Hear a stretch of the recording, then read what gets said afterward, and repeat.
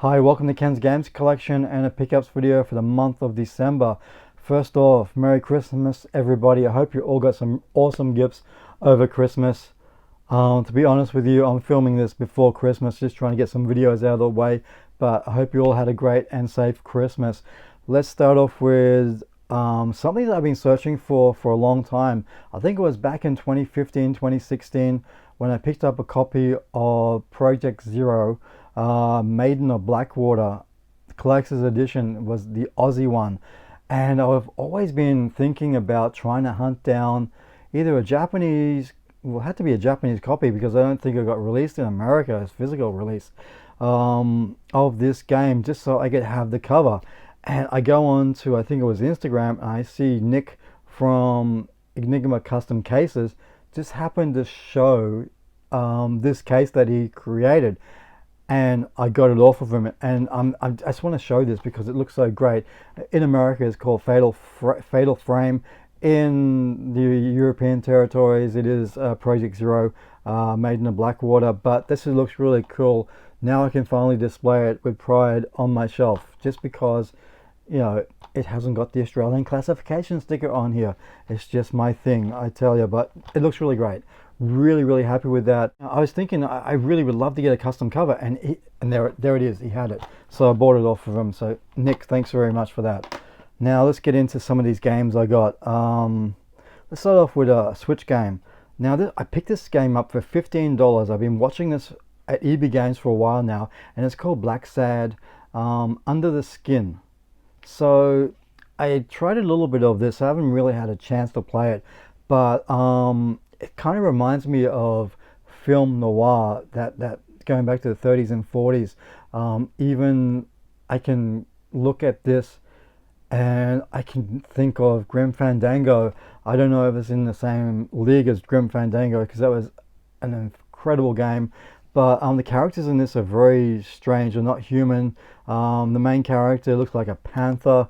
You're at the opening scene, you got a client who's a rhinoceros in it. It's really weird. It's got all these different animals. I don't know much about the story, if it is based on any graphic novel or anything like that, but I do like this sort of stuff. And $15 for the collector's edition. It's just really cool. I'm hoping it's going to be really great.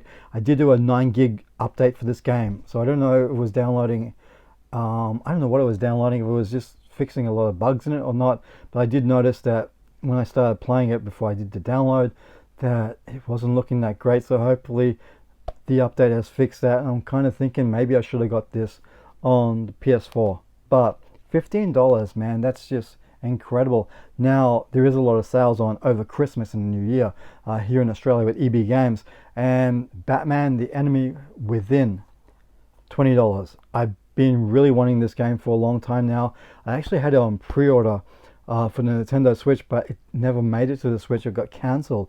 I do like the Telltale games like this, but I don't know if this was the last of those games from Telltale Games, but it was really cool. I still have to finish the first one, but I don't know, you put the disc in and it downloads all 5 episodes, so there's nothing on the disc, which is a bit of a shame. I thought maybe the first episode could have been on the disc, but it wasn't. So that's the only thing about it. So I think each episode is about 2 or 4 gig long. So make sure you got some space for this one.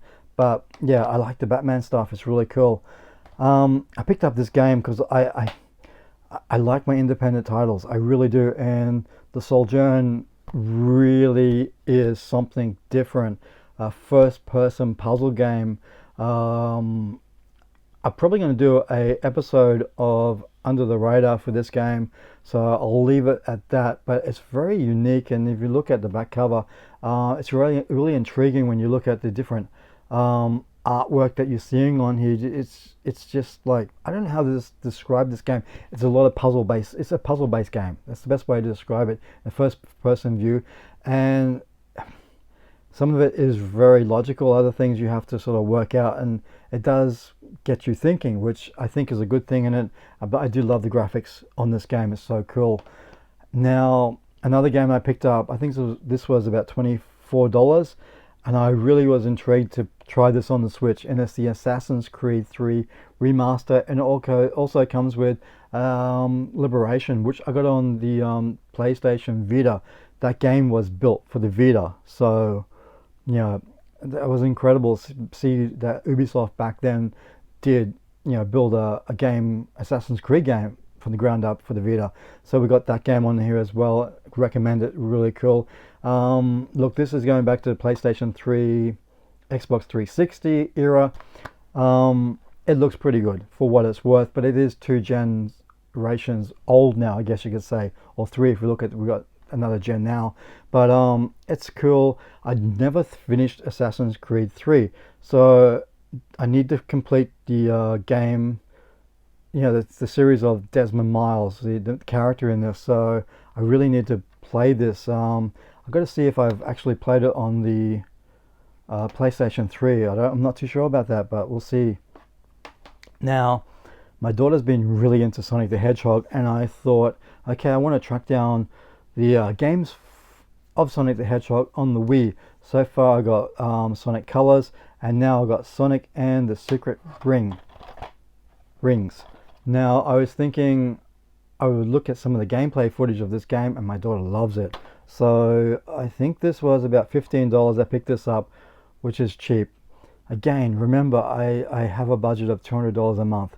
So this is all about $146. So I didn't spend everything for the month of December, which is really cool. But I need to hunt down, I think there's one more Sonic game on this one.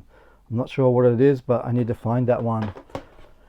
Another game that I picked up, Disney Pixar, it's The Incredibles Lego game. I started playing it and I realized why I'm kind of over the Lego games, but this looks really cool. I'm not sure how much this was, probably about $24, I think it was, half price. But yeah, it's Lego, so I thought, something my daughter and I can play when she's a little bit older, I think. Now I picked this one up on the 360. It just looked interesting.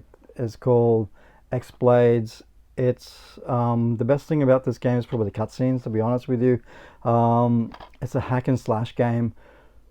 I can see where the developers were trying to go with this game, but it just never really worked. And I fired up the Xbox 360 to play this.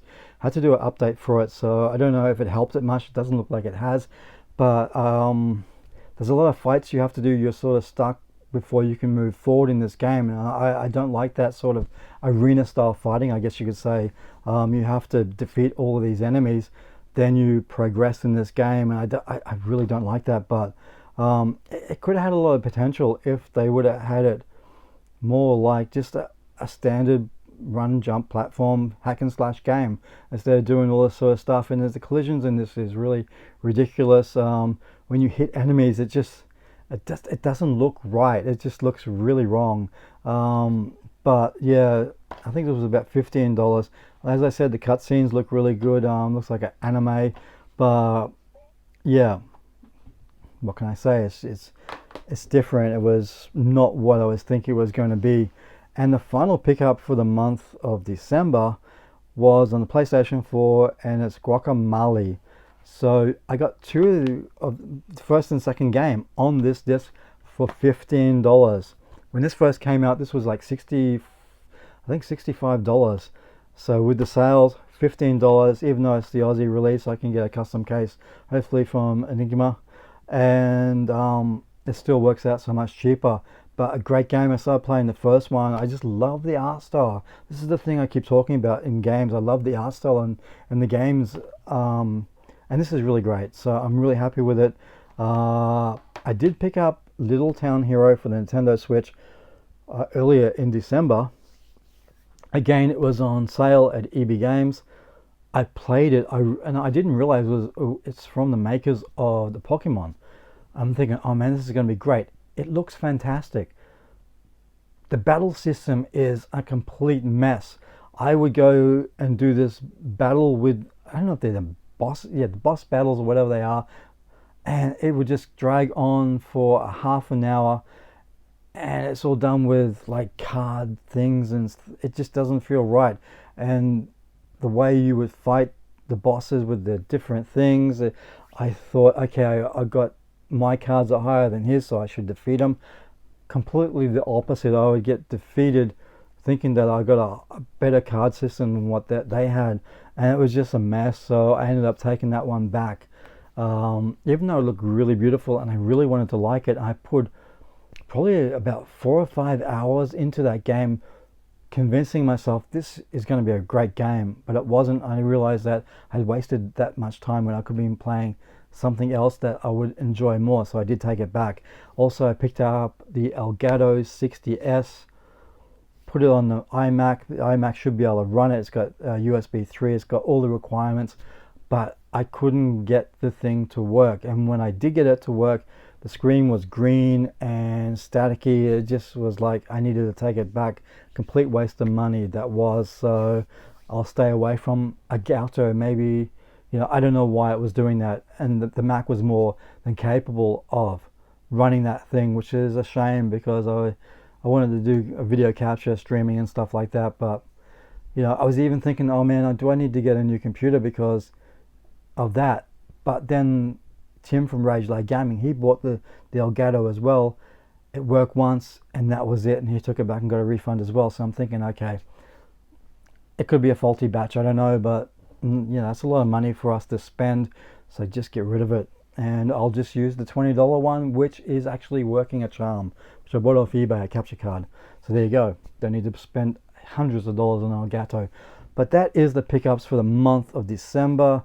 I'm looking forward to seeing what I can pick up in January. Probably nothing, because I want to pre-order the Monkey Island Collector's Edition from Limited Run Games.